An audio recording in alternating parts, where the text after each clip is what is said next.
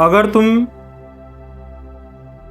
ये social media जो scroll करते हो या इंटरनेट की जो लत है, इसे भी यदि होश के साथ में करने लग जाओ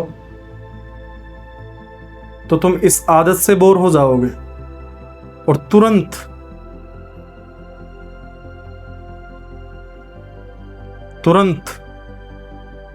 टाइम भी लग सकता है।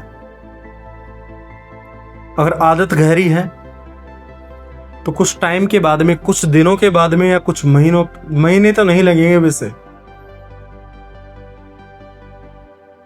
तुम्हें खुद समझ में आ जाएगा कि ये हरकत बेकार है। अब तुम पूछोगे कि होश के साथ में करने से क्या होगा। सबसे महत्वपूर्ण बात यह है कि जब आप उस गलत आदत को होश के साथ में दोहराएंगे तो आपको ये एहसास हो जाएगा कि वो निरर्थक है। अब तुम में से कई व्यक्ति कहेंगे कि ये तो हमें पहले से ही पता है कि वो निरर्थक है, मीनिंगलेस है, यूजलेस है, फिर भी हम छोड़ नहीं पा रहे हैं। तो मैं तुमसे कहना चाहूंगा कि मैं एहसास की बात कर रहा हूं, जानकारी की बात नहीं कर रहा। तुम्हें अंदर से एहसास नहीं है। एहसास जानते हो क्या होता है? अचानक से मान लेते हैं कि तुम पिछले कई सालों से कोई बहुत बड़ी गलती दोहरा रहे हो, या तुम अचानक से कोई बहुत बड़ी गलती कर देते हो। फिर तुम्हें अचानक से अंदर से एहसास होता है कि यदि मुझे दोबारा मौका मिला तो मैं ऐसा नहीं करूंगा। लेकिन ये एहसास जो होता है ये कुछ समय के लिए होता है, और वो एहसास होता है तब तक तो आप सुधरे हुए होते हो। लेकिन उसके बाद में क्या होता है? उसके बाद में वही आदत, वो गलती भी बार बार रिपीट होती है। एहसास भी आपको बार बार होता है, लेकिन कुछ समय के लिए होता है। लेकिन जब मैं बात कर रहा हूं कि पूरी आदत को दोहराते वक्त ही होश रखो, तो ये एहसास बना रहेगा। और अगर एहसास बना रहेगा तो तुम अपने आप सही काम पे लग जाओगे, क्योंकि उस स्थिति में एक बहुत तगड़ी चीज होगी। जो घबराहट, जो बेचैनी आपको अभी होश पूर्वक काम करने में हो रही है, जो घबराहट या जो बेचैनी आपको अभी सही काम को करने में हो रही है और गलत काम को करने में नहीं हो रही है, जिसे आलस करने में, सोशल मीडिया स्क्रॉल करने में, नशा करने में आपको बेचैनी नहीं हो रही, लेकिन न करने में आपको बेचैनी हो रही है, सही काम करने में आपको बेचैनी हो रही है। लेकिन यदि आपने होश को संभाल लिया,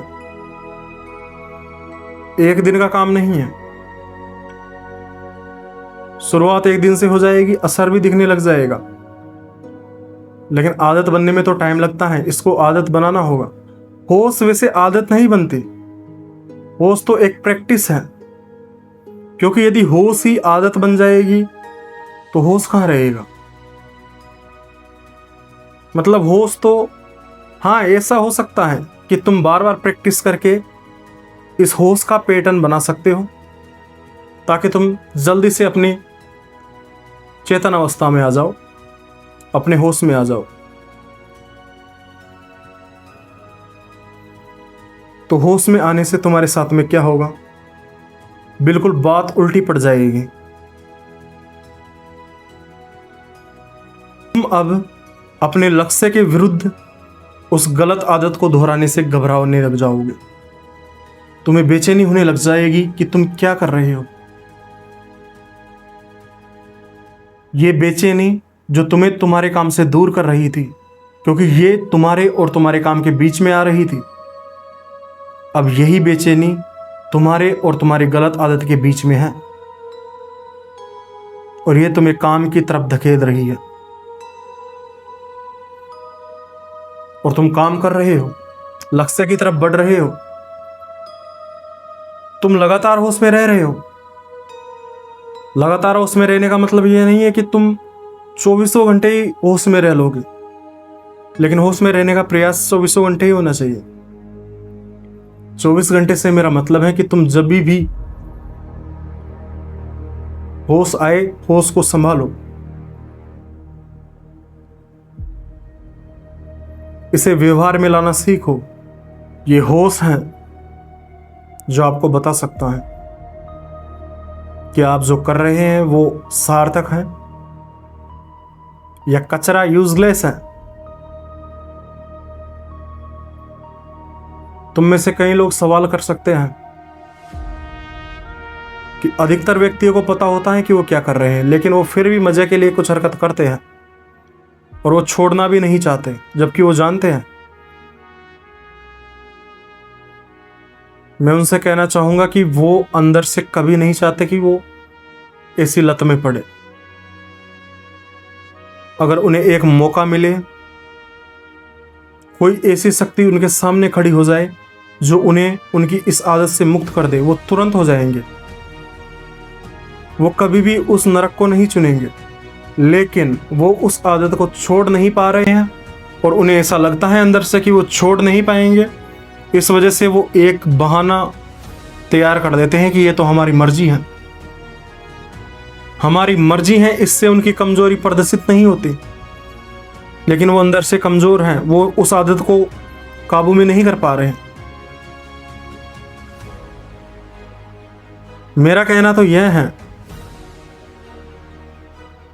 कि बात यह नहीं है कि वो कायर हैं, बात यह है कि उन्हें सही तरीका पता नहीं है। अगर मैं तुम में से प्रत्येक व्यक्ति को यह सलाह देने लग जाऊं कि ये आदत है, इसे धीरे धीरे कम करते जाओ, तुम में से अधिकतर व्यक्ति मेरी सलाह नहीं सुनना चाहेगा। लेकिन जब मैं कह रहा हूं कि आदत है, उसे बार बार दोहराओ, लेकिन उसके साथ में एक चीज और दोहराओ, होश के साथ में दोहराओ, कॉन्शियस होके दोहराओ। अगर कॉन्शियस होके दोहरा रहे हो